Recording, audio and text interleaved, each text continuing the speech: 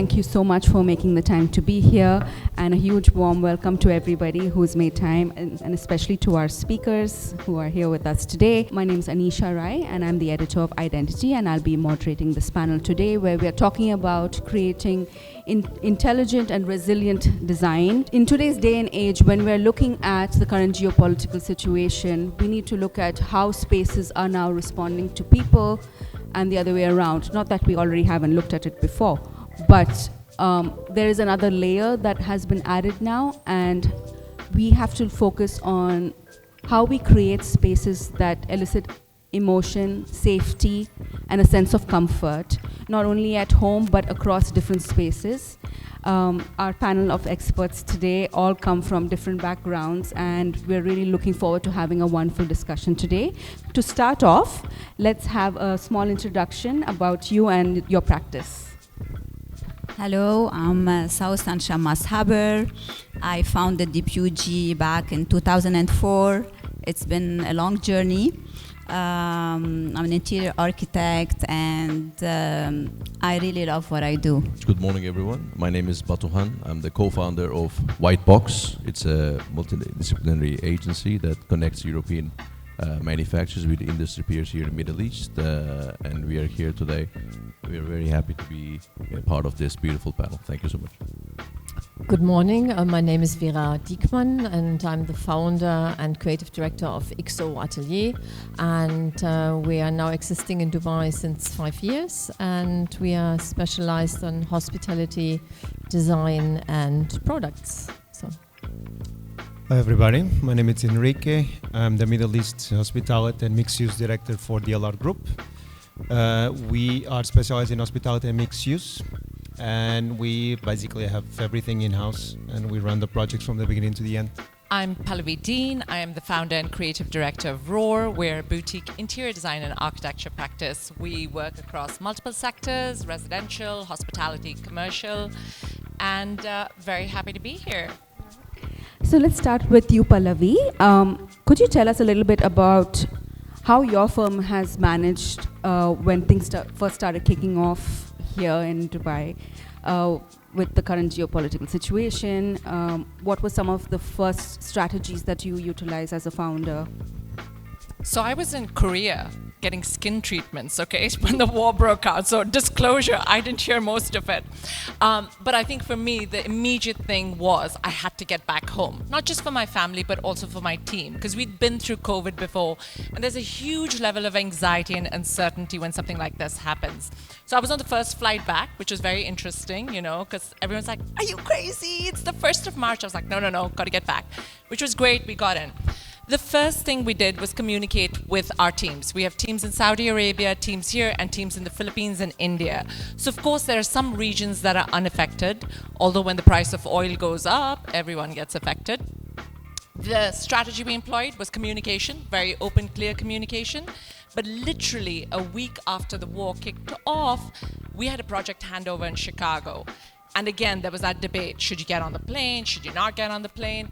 But I made the decision that you kind of just have to keep your head down and keep going. So I got on that flight, we handed over the project, because optics is very important. You can say that we're resilient and everything is business as usual, but you also have to show. You don't want a firm that's hired you in Chicago, in Boston, in Frankfurt, thinking we can't hire a Dubai-based designer. So my strategy was reassurance first, and then action. Right. Henrique, you also work with a very integrated firm with various offices across the world. How did that impact the way you were operating? And you also work for an American firm, so I'm very interested to see what happens there. I know that people think that projects and clients are the most important thing. I don't think, and we don't think that's the case. The people that work with us are the ones that actually create the products and create the projects for the client. So we wanted to be sure that everybody was feeling safe and everybody was sure that the company is strong and we can keep moving forward. And it was quite nice to see and incredible to see that the support not only from the team but from the clients was quite strong. That means everybody understood that we were on this together, even the clients. So there was a lot of flexibility, there was a lot of understanding from both sides. So we were able to keep going on the projects, flying to meet the clients in Saudi as an example, or flying to Europe, or flying to the US, without affecting the products or affecting the projects or affecting the team in the way that we were not thinking. So it was quite nice to see that business as usual, yes, but with a component of being human and being sure that everybody was feeling safe to keep producing and to keep working for the company. Vera, how did it impact? During the time of the very intense attacks or strange situation we have been through, we actually managed to submit 2 pitches, design pitches, and I think we kept ourselves so busy with work day and night and managed to massive submissions so that there was not really the time to think about something. I think creativity is also something which is very nice because it keeps you focus on good things and it takes your mind off from fear or from the uncertainty. So, and I mean, this is what we do, right? So we design usually, and design for me makes me always is like a safe place. So creativity, designing, doing pretty things, doing nice things, and being busy with those kind of things. Also, I think I can speak for the team, was quite good because it gets your mind off, you know, like the other things that happens around us. Because we managed to get samples in, which was a bit more complicated because everyone told you, oh, we cannot ship currently, so all our office, our showroom is not open, you know. So then we had to find other ways to get the things, and I remember some suppliers made it possible to get samples to us from very funny ways, but you know, so that's quite good. And we only worked for a very short time from home, and then the office people, we all came back to the office again. So I think that was also kind of strong bound. Yeah. Batuhan, I would be very interested in knowing from the brand side of things, how was it managed? Because you manage brands like Talent in the region, and you also recently signed an exclusivity with IF Hub here that we're here today with.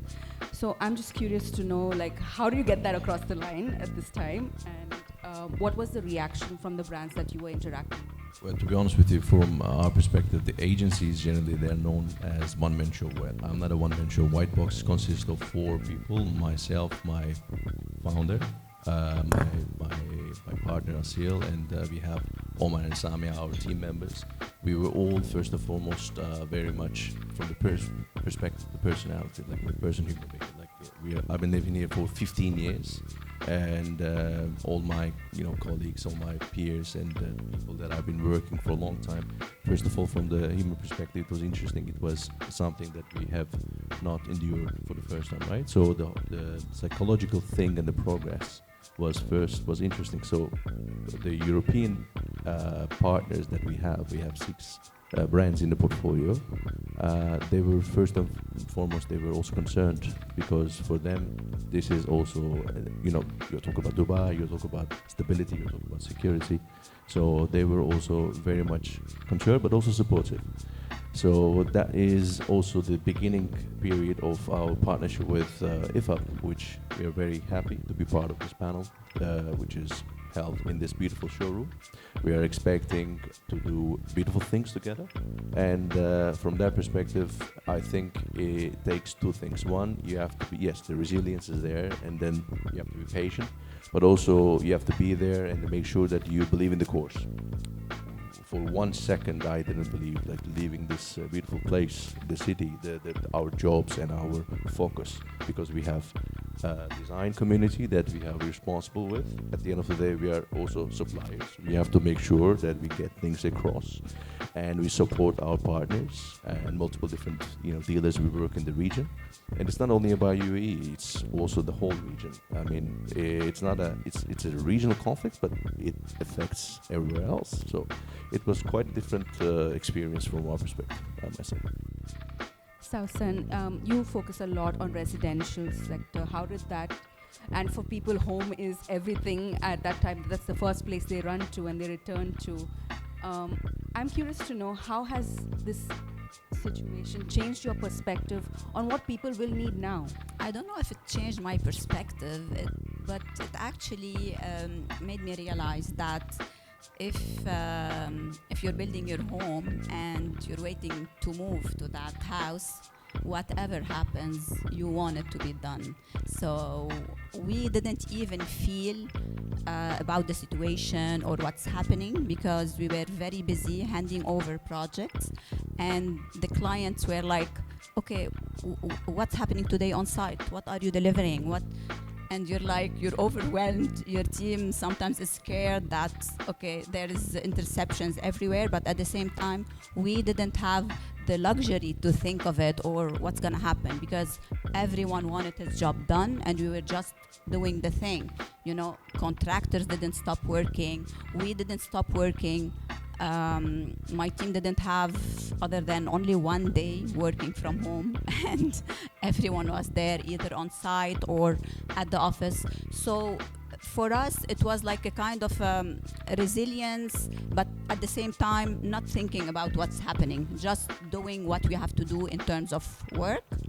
But at the same time, of course, it affected certain things, like we had shipments coming from abroad, and those shipments, we didn't know what's happening with the shipment. The shipment was supposedly coming to Dubai, and then it went to Oman, and then it ended up in Saudi, and till now, some of the shipments we couldn't receive it. I think this is the only way where the clients were able to understand that, yeah, it's okay, but in terms of other deliverables, we were just doing the thing as if nothing was happening. But also, I believe in this country, I believe in the leadership, and we have been through so many crises before, 2009 recession, COVID, everything. So I always had this belief that any crisis will pass and things will get better. It's just a phase. Then we have to be strong enough. And also, I'm Lebanese, you know, so we're known for like working under under weird circumstances. And as my mom said, because when the thing happened here, people started to call my mom, what's happening in Dubai? Are you okay? And stuff. And she was like, it's okay, nothing is happening. And I think this is our mentality and our culture. So we just keep on going, and we do what we do best. And what we do best is art, is creativity, and is like working non-stop to be able to achieve the results we want to achieve. Vera, you raised a very important point on staying creative throughout. How do you access that kind of workflow or space where you can continue to create despite everything that's happening? The most important for me was actually to not look into news and stop watching social media, and because I think it still is, because, you know, I have my parents are old, but my parents live in Europe, in Germany, and I realized how bad media is and how bad it influences us, because my parents have been very scared. So they're kids of the war, and in the first 2 days they called me and they have been very anxious, because the news and the reporting of the facts here in the region have been very dramatic and over dramatized. So, and I think for people who grew up as children in the war, it's very hard to separate. And as for the images in the European press, everything here was burning and military would be everywhere, and half of Dubai was exploded. And what I did to more or less to help this pressure also for them, and also then maybe ease it, or was literally going up on my rooftop in my building and taking a video and showing it live to my parents, that like, here's nothing burning and all looks pretty well, so don't worry, it's all okay.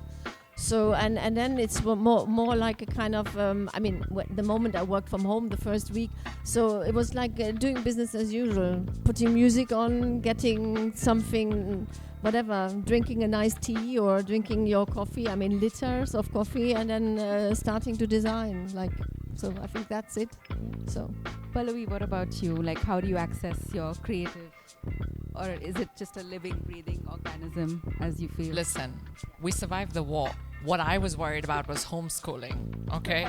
So the only reason I asked our team of working moms and dads to work from home is because I know how insufferable our kids can be. So I was like, you know what, you sort that out. So we didn't go straight back to work immediately. But you know, Sawsan touched upon this and Vera touched upon this. This is what we do. As designers, I think we have some level of low-level anxiety always, because you're creating something in your mind, you're putting it in front of a client who's probably going to say, I don't like this, change this. We're putting all our vulnerability in our work. So as designers, we tend to be curious, anxious, vulnerable. We have all these traits. So when a crisis hits, that's when people like us really excel, because we can look into the future and create things that don't exist, which means we're okay with uncertainty. One of the big things is, you know, I'm a millennial. I just made it. I'm pretty old. But you know, when we were young, someone would call you, but we didn't have caller ID back then. And I didn't know who called me, but I might have missed the best call that I was ever going to have with my crush, but I didn't know that. So you get used to low-level anxiety. Now, when my son says to me, hey, when was World War II? Oh, hey, ChatGPT, when was World War II? He has instant answers. So you have to understand that different generations also dealt with it differently. I access my creativity because I'm very grounded. I can access it. But I work with a team of Gen Zs and Gen Alphas. I have to also help them through this. So everyone navigated through it differently. And for some people, the psychological safety and the reassurance was very important. So you kind of have to keep switching modes, you know? 1 minute you're like, head down, let's get on with it. Next minute you're like, are you okay? Can I buy you a matcha latte with strawberry topping? So there was a lot of that going on. Henrique, you also lead quite a young team, so how did that work out for you? Similar? Yeah, it was basically, you want a matcha tea, yes. No, I think there are stages, and I don't know how we get creative, I have to be honest, because I think it's the way that we are wired. So it's not that we can access or switch on or switch off. I think it's something that keeps going. I like the expression low anxiety. I don't agree. I think it's high anxiety all the time. But I think that the most important during this time was reassurance, was to be sure that everybody, because everybody has a different way of feeling what's happening. Generations are quite different. That's something that we keep understanding. That the level of anxiety or the level of need clarification is different from generation to generation, and it was important for us to be sure that everybody was feeling first safe, and we were talking to them and paying attention what they were saying instead of just, you know, there's a lot of this thing of creating these cliches of everything is going to be fine, and maybe that works for my generation. Everything is going to be fine because we had so many issues growing up, but with the new generations, everything is going to be fine. It's not enough. You need more. So we were quite careful to be sure that we could understand what they were feeling, and to help them keep going, and to help them that the most important, it's what they were doing and the way that they were dealing with things, instead of just let's do a submission and keep going. Plus, I have my team is half of Lebanese, so I remember them looking at me and saying, "What? What's the actual issue?" Because in Lebanon, unfortunately, it's a bit different, right? So it was quite intrigued to understand that everybody has a different way of feeling or seeing how things are going, and we react as Europeans. We react it's the end of the world, and then as people of Middle East, you react as it's Monday and let's go for Tuesday and for lunch, right? So it was quite different to see how the country and how all the nationalities were able to go through these times. I'm also curious to know what kind of RFPs are you getting at the moment? I think it's still mixed use and hospitality, mainly probably hospitality. I saw a bit of change in refurbishment. I don't know if it's because everybody believes that we can do a project in 3 months and go on site and actually design the hotel. But refurbishment is something that is coming quite often. But I don't think there was nothing there was no difference between before and after. I think everybody keeps building. I don't know if we are in that stage of let's keep moving and we will think about it in the future, how this is going to happen. We didn't see any slowdown on projects, on RFPs. We see more spaced out in terms of submissions or in terms of to answer to an RFP. But I don't think there was a big difference between before and after. I think everybody's is doing exactly the same, with main focus on hospitality and mixed use. What about you, Vera? Me? In terms of RFPs, what are the kinds of projects that you're getting in hand? And So, I mean, for us, we had a slowdown. We have some projects on hold. So, because they are hospitality projects, of course, and some companies just say like, okay, let's wait for the situation. Some also vanished on us, and they are now a legal case. So, but in general, so we have very mixed kind of portfolio, and so therefore we also have a very mixed request on new projects. So we do office spaces, and we do hospitality, we do public buildings, residents. So it's very mixed, but it's also not only the region here. So we have also requests from Europe and Africa. So it's quite mixed. Yeah. Sawsan, in terms of residential, do you find more people looking to do a makeover of their homes after this, or are you still progressing mainly with the projects that you have in hand? As they mentioned, yeah, some of the clients, they just vanished. But most of the residential clients, they are still working on their projects. They are still want to finish and do the makeover for their house. Even in terms of furnishing, the only issue is about furniture is like everyone wants what's in stock because they don't want to wait, and because of the shipping issue, they don't know when it will come. So this is only what got really affected. But in terms of new inquiries, we have lots of new inquiries still. So I believe that when it comes to residential, I believe a lot have the same feeling that, yeah, they still believe in this country. They believe this country is their home, because even with these circumstances, no, they still want to fix the house, do a proper makeover, or just start from scratch. So I have some inquiries. We're just starting now with the, with the construction. I believe this proves something extremely important, that yes, expats living here, they truly believe they belong here. This is their home, and the investment they have done here, and the businesses that they established here made this country their actual home. I think it depends which client you have. So if it's for example, if it's a big international group and we talk about a big amount of investment, they are of course a bit confused, because as I said, so I think the news we have here, and also how we got informed the whole time from the government, which was very transparent, I think, in every step, is very different from the news and the narrative in Europe. And if you're an investor and you want to proceed with a big project from Europe and you want to put the money into this country, you might be a bit more hesitant, Cautious, yeah. and cautious, exactly, to proceed, rather than just, okay, let's move forward. So of course, if you're already here, so we have the same, we have a lot of local clients. Our local clients are investing and growing and opening. So for them, it's like, of course, first of all, it's their home, and they believe in their home, and they believe in their government and in their leader, and therefore there's not a stop. For us, it's very challenging because, as you also said, shipping, delivering, it's all kind of dramatic. So in the last week, I think I was more a kind of logistic agent, and I know so many codes of custom, and I think there was a moment we had 25 shippings in the air.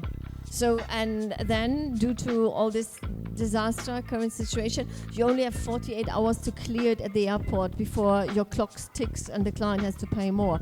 that's of course quite challenging and also puts a lot of your work power into it, where I would literally prefer to design, and then I feel like I'm a logistic agent handling shippings from someone because he needs his goods on site, and then you need to think the clients, they don't really understand this, so they're all getting this panic mode and they're calling you 50,000 times and they're sending you 15 messages. True. Batuhan, can you just give us an insight from like the brands that you're speaking to from a supply perspective of how they're navigating the logistical challenges at the moment? Well, I guess we were also logistics managers for the past 2-3 months, but from our perspective, this was a little bit different challenge. Why? Because first of all, the anxiety part of things, of course, as part of the community, you also feel that very much. And then I think the way that we handled it is instead to be able to engage even more with the stakeholders, with the partners that we were working on a daily basis, because it's also taking a very good psychological, endurance. I think this is the most important thing. People work with people, companies are made out of people. I think the most important thing is the human interaction. This is what I believe. Then it creates our ethos in White Box, in Atelier, I believe in all the partners that we are working together.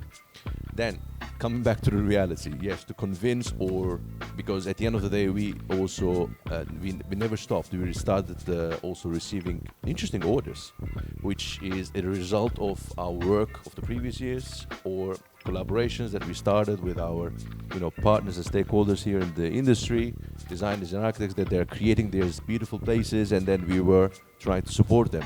And we also found it very interesting that, yes, stock, something available that made it really easy for some of the stakeholders. And then it's great to say that also Talent will be available here in IFAB with a huge amount of stock, variety of products. So I think that's also interesting. Because that's what we have seen also the kind of the investment eventually. But from our perspective, I think since we are managing also not only UAE but also the region, each of the other countries in the region, the Middle East, has reacted it differently. Saudi never stopped, Egypt never stopped. But the logistics, again, I agree, we are all on the same boat, literally. None of the boats were moving. Got it. Pallavi, I wanted to ask you, in terms of, as a reaction to this crisis, has there been any changes in what clients are asking for at the moment in terms of their design approach to things, or how has this experience changed your perspective on how you should be approaching projects in terms of design?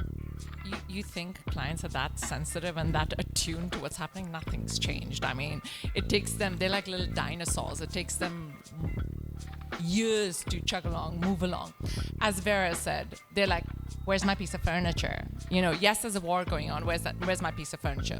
I also think what I noticed, just building upon what everyone said here, crisis is also an opportunity. We had a lot of projects that had like a 3-month timeline. Are there any contractors in the audience? There's 1, 2. So now I'm not throwing you under the bus, but a lot of the contractors was like, there's a war. I'm sorry, the deadlines moved 3 months. And I'm like, guys, okay, come on. I get it. There is a war. The deadlines move. Of course, I understand and I can explain to the client, but what can we do about finding things in stock locally? And our contractors and our supply chain has been so helpful because we help them move local stock. We're like, okay, come on, let's sit around a table, quickly re-specify. You also have to appreciate that when we specify things, okay, especially if it's for a hotel, I've specified that 3 years ago. Construction and material cost has gone up 5% year on year, as has inflation, as has furniture costs. So by the time the project actually gets to site, a lot of people think we're value engineering. We're not. We're value correcting. Because what your budget was, the project manager did not, the quantity surveyor did not account for that inflation, that change. And with the war, prices have gone up about 15%. And we're seeing that in real time, right? So with clients, it's a process of education. It's saying to them, yes, you can have it. I can air freight it for you, but it's going to cost you this much more. Or why don't you work with me? Let's go to a marble yard and rack and find stuff that is locally available. So I think it's a process, but like anything, it's just that process of communication, continual education with the client. I had some clients who got it in a different way. They said, it's war, they should do discounts. We need to get like 15% less. And I was like, hello. But Sawsan, but that's the first thing, right? Like when you were asking how many RFPs, we signed like 8 new projects in the first 2 weeks, and I'm very grateful for that. But it was like, okay, so like it's a war, so are you going to give us a design discount? I was like, no, I'm going to ask you for upfront payment. That's what I'm going to ask for, because you might vanish on me or ghost me, which is what you like doing. So, you know, every crisis is an opportunity. Opportunity for contractors, opportunities for suppliers, opportunities for us as designers as well. It's not all doom and gloom. I love a good recession. 2009, really enjoyed that year. 2020, really enjoyed it. Why? Because it cleans out a lot of trash. Okay, there's a lot of people who come in and everybody's an interior designer. Just did a diploma yesterday, so today I'm gonna design your house for you. And I encourage that. There's a place for that, but it's called decoration. It's not interior design. So it's cleared out a lot of that so that well-established or even startup practices who are professional can do better in that market. The issue is with this new, let's call interior designers / decorators. I'm an architect, sorry. I'm an architect. So am I. I'm an I'm an architect. You are too. I'm an architect, architect also. I'm an architect So, also. just to So- make this clear. No. So, No. Why No. are you working as interior designer then? I Go don't work work in as an architecture. interior designer. I work as an No. interior architect. It's 2 different things. That's But- a great question, Sawsan. But the thing is, and we're talking about the cost, why the clients keep coming now saying that we should do a reduction of cost. I believe that happens because of these new companies coming into the market that will work from home. And I hate when I say that, but I learned this when I was 10. If you work from home and you don't have expenses, that means it's profit everything because someone is paying for it. And if that happens, the majority of the companies cannot compete with those ones, and then the client doesn't care. The client wants the product in the end. It's not about who's designing. It goes to the price all the time. So what happens when these situations happen in the market is allows to a reset and allows that the companies that are not here to stay for long and they just came to try to have a piece of the market allows them to focus in a different market probably, and allows the market to course correct the price, because this is the major concern with everybody, I'm assuming, is you have there are people that call tier 1, tier 2. It's not about tier 1 or tier 2. It's about how much you need to charge for a project versus how much those companies that are working from home can charge on the project. And if everybody's competing between themselves, that's going to be an issue in terms of price. And that's why the client comes back and says, you need to reduce 50% because someone else is giving me a 50% lower for the same project. But Henrique, again, the client is not mature enough to do an apples for apples comparison, because this person working from home could be you or me, right? With 25 years of experience. But if you're comparing you and me to someone who's just done a diploma, not even a degree in interior design, which is a very serious profession, I worry about that. Correct. And Sawsan, I love what you said, because there is such a misconception that if you're an interior designer, you're not good enough. I practice my degree is in architecture, my master's is in interior design. I always feel like I'm an architect stuck in an interior designer's body. You spend 89% of your time inside. So I think what we do as interior designers is so much more powerful. Sorry, I don't know. I was just kidding any about architects, that. but I'm one, so I can say it. But No, I was just kidding about that, but because I know from all my friends who studied architecture, they ended up working and opening firm in terms of interior architecture, starting from my brother. He studied architecture, but most of his work was in interior architecture. For me in Lebanon, our degree is actually interior architecture. It's not even design or interior design. So we study like 6 years as if we're studying architecture, which is a lot.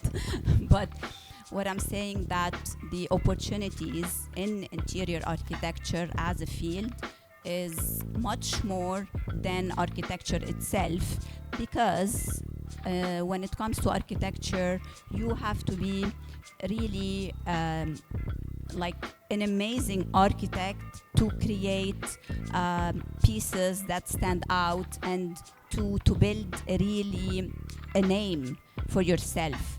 But in interior design or interior architecture, Of course, you have to be talented, but you have much more opportunity to be able to stand out and to be able to show your capabilities and your work and your creativity. The issue is the perception, and unfortunately, I think here it's better. But coming from Europe, there's no interior designers. It's decoration. It's decoration. Architects, we do everything, absolutely everything, and maybe a decorator will come and choose the furniture, or it will choose the curtains. It's what we call curtains and cushions, and it's something. I worked in Portugal for 10 years, and I had to keep fighting to try to explain that if everybody stays in their lane, there's work for everybody, and the quality of the projects, in the end, it will be better. But there's this perception, especially in Europe. I think here, it's better, that there's no interior designer. It's decoration. Correct. So again, it's perception, and I think the Middle East, it's fighting that a lot, and that's why there's a lot of really strong ID companies and projects, and because of that, because of the integration between architects and interior designers, that's what comes in the end. That's what makes a project, in my opinion. True. I also wanted, it's interesting that you brought up the concept of a diploma, and like there's this gray area of interior designers who are just coming in just because they did a certificate course or whatever it is. There's also a question, like recently even in America, where there have been bodies which have, like the Architecture Association, they have like these certain certifications, and right now it says like it's no longer necessary for you to be called an architect with the certification. So I'd be curious to see what the architects here have to say about that, because I know it's a panel discussion. But that's So brought up by a person who should not be even in a room, right? So so no offense. Yeah. So saying an architect should not have a title or have a controlled chamber is very dangerous. So first of all, it's like I'm German, so I graduated before we had bachelor and master. So my title is actually graduated engineer of architecture. So which is very long, and I normally never say this because it sounds a bit awkward. But and in Germany, for example, if you're an architect, you have to be in the chamber, and we have a regional, and we have the one of whole Germany, and you are reliable for everything you do for 30 years. So that means every mistake you ever do, and if something happens there, you're in charge of, but with your private property and belongings. So you need to think, like 30 years is a long time, and there's a lot of things you build. So you first of all have to document everything you do in the 30 years. So you have to store and keep the pieces, or at least the documents. And if I, for example, would pass away and my daughter would inherit it, she would be in charge of this too. So till the 30 years are over. So I think that already shows a bit like how important I don't know for other countries in Europe, but I know that the Germans take it very serious, and so they take it very serious. So architecture is not just something where you can be a bit around, and I used a bit of AI, and then I hope so. I don't know. This is not how it works. It's something very serious. It involves structure, and involves reliabilities. It involves also responsibilities, and I think it's not too. It's not just a bit. It's a roof and some walls. In Portugal, it's a bit similar. We have an association. You need to be part of that association. So there's insurance. You have all of that. However, in our regulation, there's an line saying that everybody can submit a project to the city hall, even the architect. So that means, and we tried to change that, and we were able to change, and then they changed it back. It means that engineer until X square meters can submit a project. It means that a draftman, we call it a difference in Portugal, but the draftman with a bachelorate can actually submit a project to the city hall. Different in Germany. Correct. So we have and that's an issue. You have a registered allowance to submit. And only with this you can submit. So no one else can submit. And it's also in Germany, the title architect, it is protected. You're not allowed to call yourself architect or interior architect. Yeah, so. Pallavi, I'm curious to know from your side, because you've studied here, you're a student of AUS. In terms of how do you see that on a local level to have that kind of a recognition? Yeah, so I had my B arc from American University of Sharjah. This is back when it first launched, but I did my RIBA Part 3 at the AA in London. So yes, in the UK as well, you cannot call yourself an architect. You're called an architectural assistant till you do your RIBA Part 3. My debate is not about, I get it, what we do as architects is really serious, but we don't design the steel beams and the structure. I don't know how it is in Germany, but in Dubai, where we practice and work, I work with a structural engineer. He verifies the steel and he submits the drawing. So we've designed many villas on Bulgari Island, but I have someone signing off on that. So I have professional indemnity insurance, I take what I do in my expertise very seriously, but I also rely on other experts. I will work with a mechanical engineer, as you would with interiors, acoustic engineer, fire life safety, steel. We all carry our own professional indemnities and we do a project together. So I don't think, maybe Germany really sounds quite harsh in terms of like, you're dead if you make a mistake.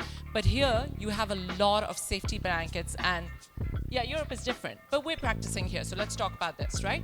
We have a lot of guardrails and safety blankets in place to protect us as a profession.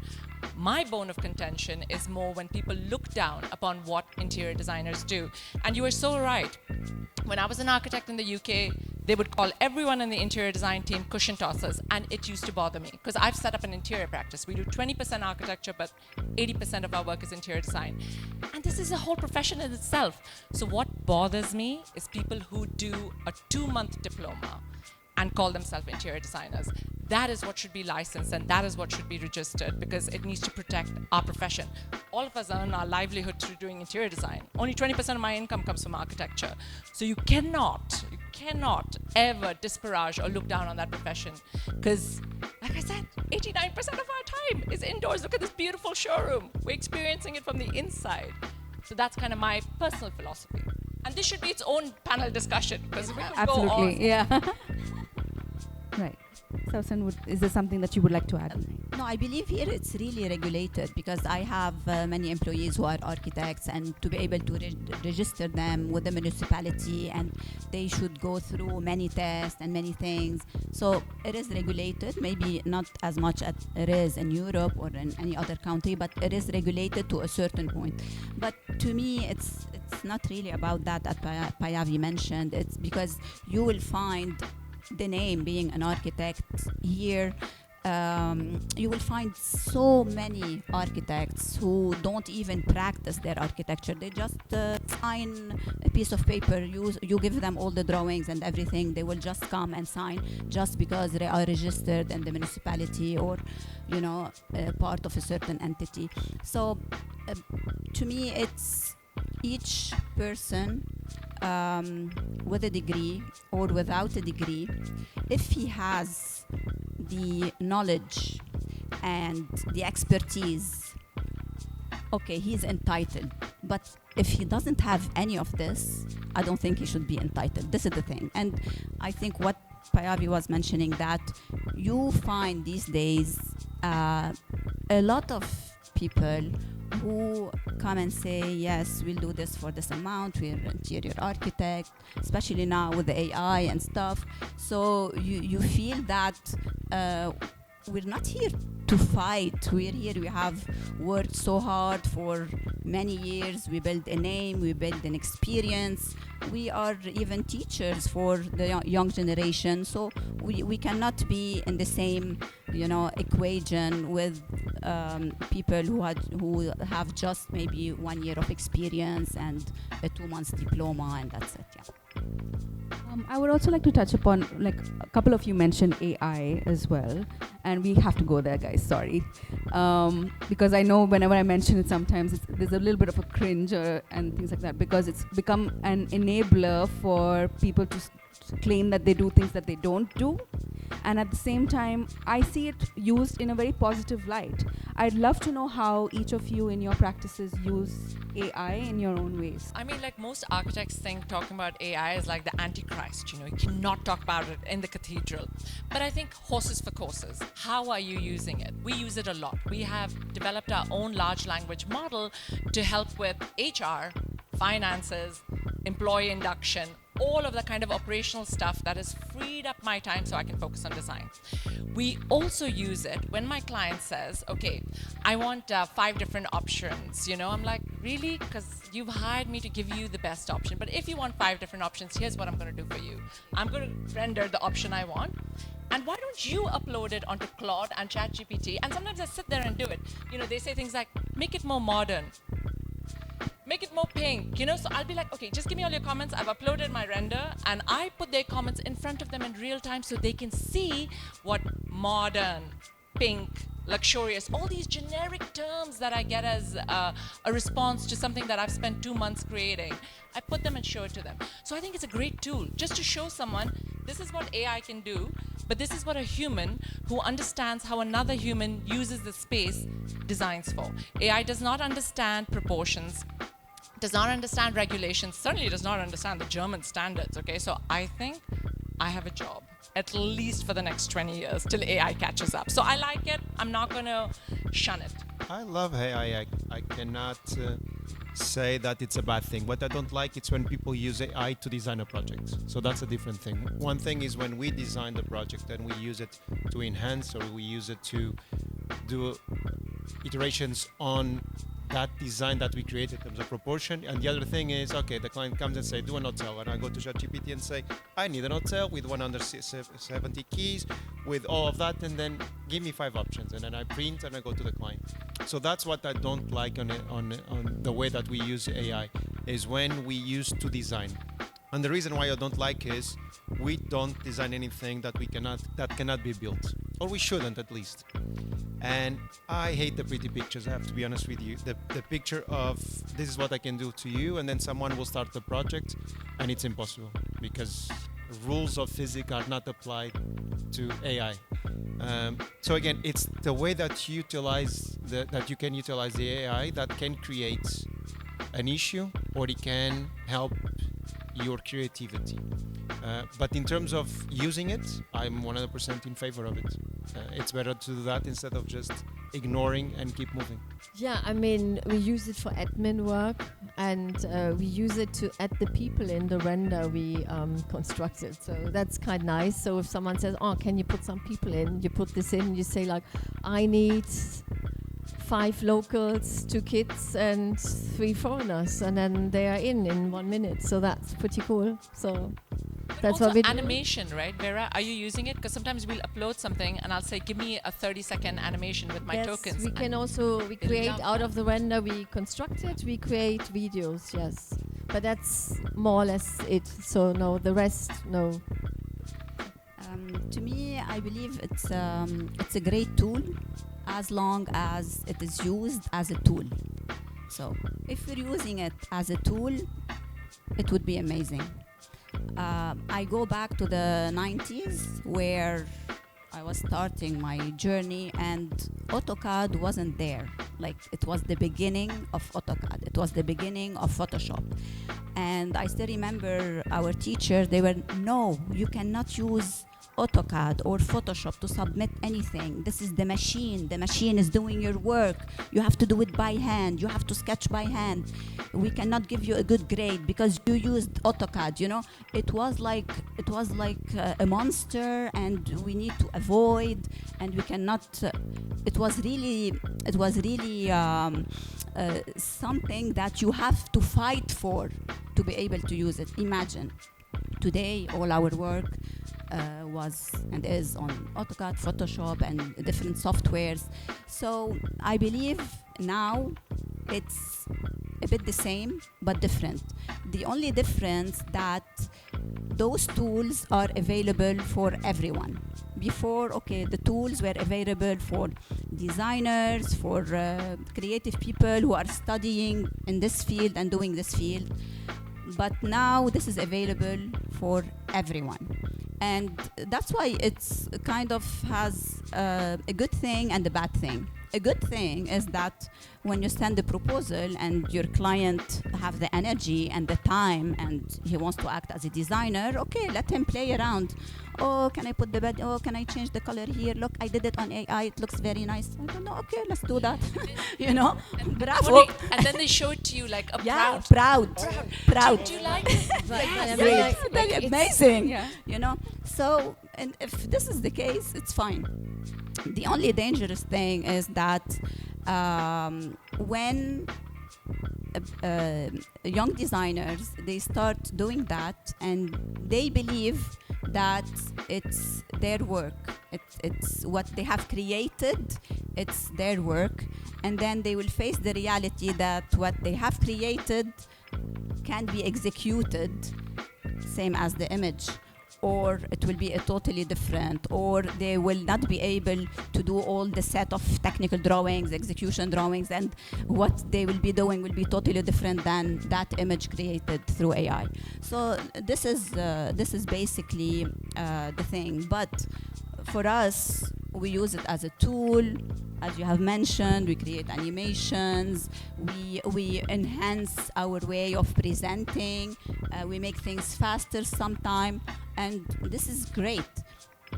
And I believe it's the same like before. For example, if you had a 3D visualizer before who created a certain 3D, but without having the actual drawings, the actual proportion done properly, this visual and this 3D will never be executed as it looks like as a 3D, right? So here it's the same, but it's available for everyone. Yeah. So everyone today can call himself, I'm a 3D designer, look what I have created, but at the end of the day, this image is going to remain an image. Yeah. But just one thing. I think the way that we are thinking, it works because we are a generation pre-AI. That means we actually had to think and study proportions and sketch, and we had to write articles. We had to do all of that without going to the computer. So we have the process of using AI as a tool.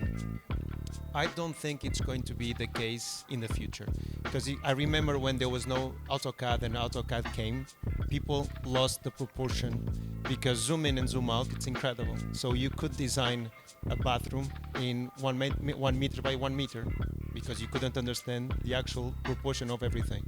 So I think right now we are talking because of we had to do it without, but I have this feeling that in the future we'll probably be dinosaurs, and everybody's going to use AI. Suggesting we are old. We will be. Because the new generation Sorry, will. maybe you. I'm not. Because in the future, I think people will. This is going to be the new way of designing and the new way of writing and the new way of studying. So I think there's going to be. First of all, I actually believe that the project will look the same. If we use what we have right now as an AI, all the projects, they are quite similar because everybody's using the AI in the same way.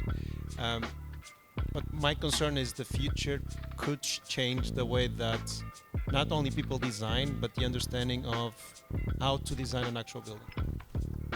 I'm going to turn questions over to the audience. A lot of countries have, or regions have made their mark in terms of what they offer. I think that's a great question. She just asked, what do you think us as a region is offering to the world of interior design? So if I could answer that, I've been here for 45 years. This is the only home I've known except for a short stint in the UK. I think what we offer is a pace. Okay, I'm not going to talk about design language. I'm sure my panelists can touch on that. I have never worked anywhere. I've worked in Bali, US, UK, Frankfurt. I've never worked anywhere where things move as fast as here. So if you can work at this pace, it is insane what you can do anywhere else in the world. That's my personal experience. So I'm not ID, I'm an architect. So I have a different way of seeing things. I like the pace definitely, but what I think it's quite incredible in this part of the world is the fact that what you design, you actually build. There's a lot of designing in Europe that you do and end up being in a drawer, and the scale also. So when you reach to this part of the world, or China, because I was working in China for several years, the scale, it's something that it's impossible to make someone from Europe to understand. I remember when I moved from Portugal to China, on my first job, they told me, I'm so sorry, I'm going to give you a small project because we don't have a bigger one right now. It's the one that we need to do it. And I said, okay. And they said it's 250,000 square meters of construction. And I look at them and said, yeah, it's really small, you're right. Coming from Portugal, when probably I did, 20,000 square meters, if I'm 25, if I'm really lucky, right?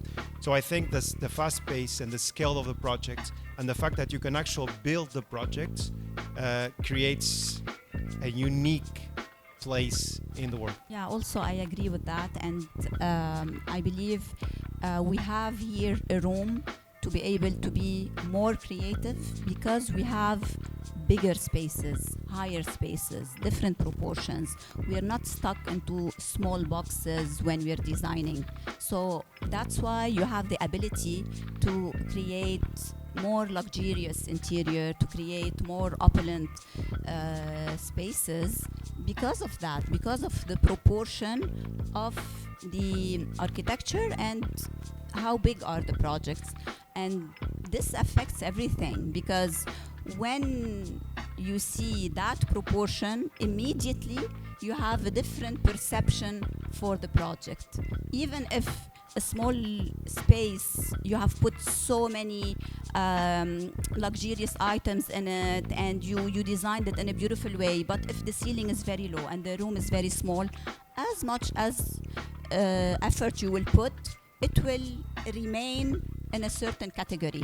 But when you make the space bigger, higher, different, then something will change dramatically in it, and also psychologically in the perception of how people are looking at it. Even if it's very simple, even if it's you didn't use lots of let's say ornament or maximalism or anything, even if it's very minimalistic, still it will give you this effect.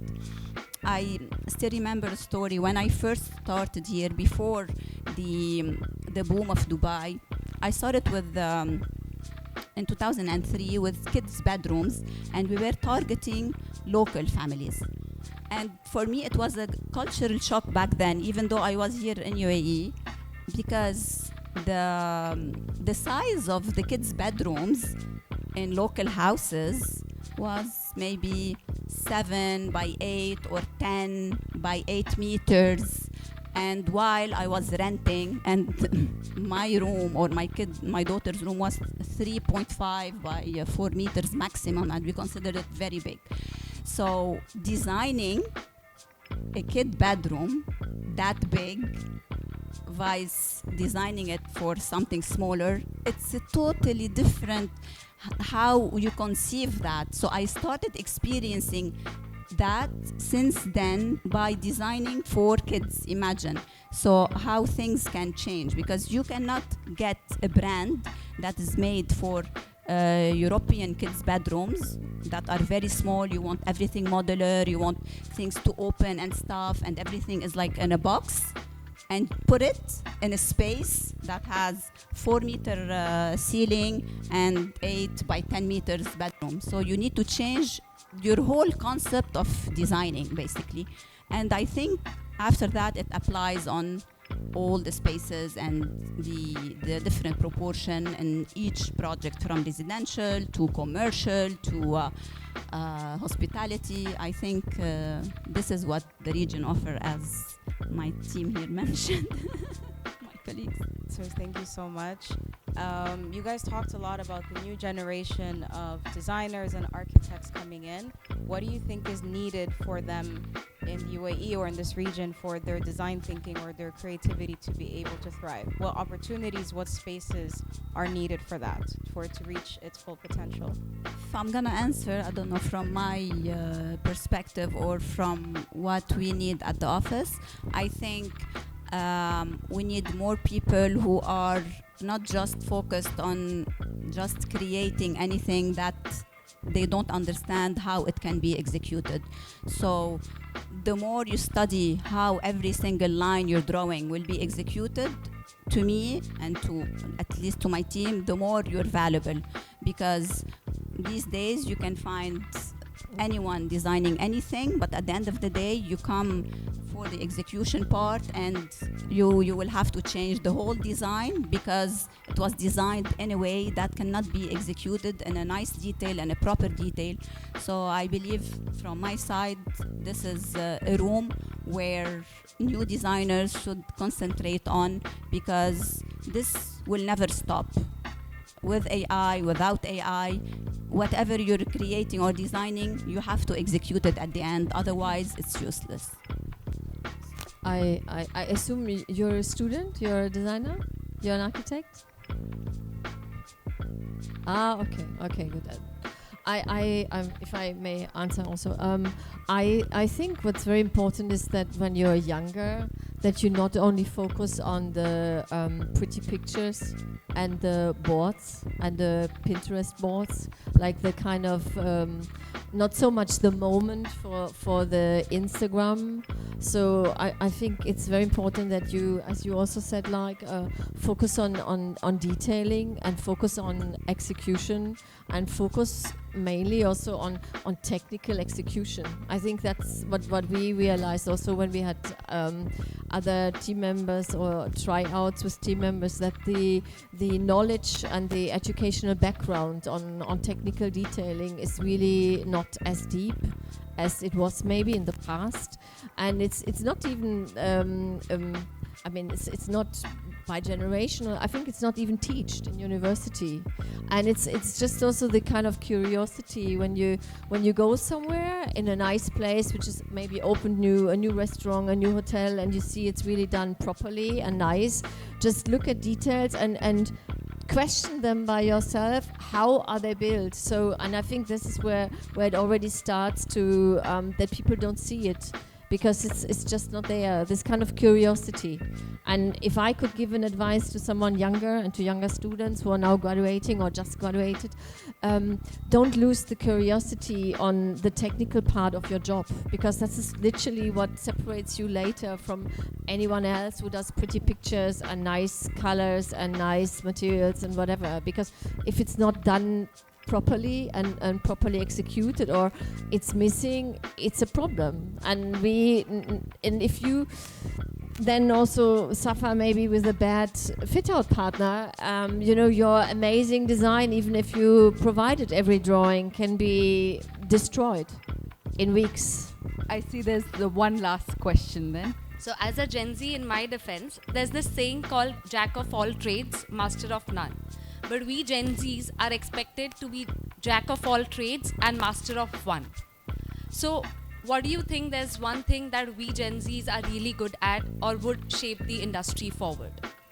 Something that you think is lacking between this generation and the previous generation, and something that is very interesting from a Gen Z to learn, of course, except matchas and pilates, but what else do you think? Your focus on wellness, your focus on your own wellness. I think we underestimate that in our generation. It's a very good, balanced way of living, and that's True. I learned this when I was working 16 to 20 hours in my previous office in Portugal. Is the new generation, they don't want to do that. And in the beginning it was a bit strange for me, but I went through all of this, so and I like that. I like that you guys, wellness, there's a boundary and there's wellness, and you want to be sure that you are doing the best job that you can without putting yourself let's call it at risk if you want. And don't let anybody tell you that's a bad thing. That's a bloody good thing. Have boundaries, have a balance. Yeah, and this idea of just because I had to do what you need to do it, I think it's the most wrong thing ever. Because I had to do it, I hope you don't. One last thing, I think you are fast. This for sure. They are fast. Fast like replying an email, they are fast. To me, if I'm gonna reply to an email, I have to read it 100 times. Using ChatGPT and Claude. Whatever, but they are fast. They are... There goes in AI. It's okay, but they are delivering. Delivering fast when it comes Let's take to... her out for a race and see. On that note, thank you so much, and thank you all for being a wonderful audience. Thank you. Thank you. Thank you very much.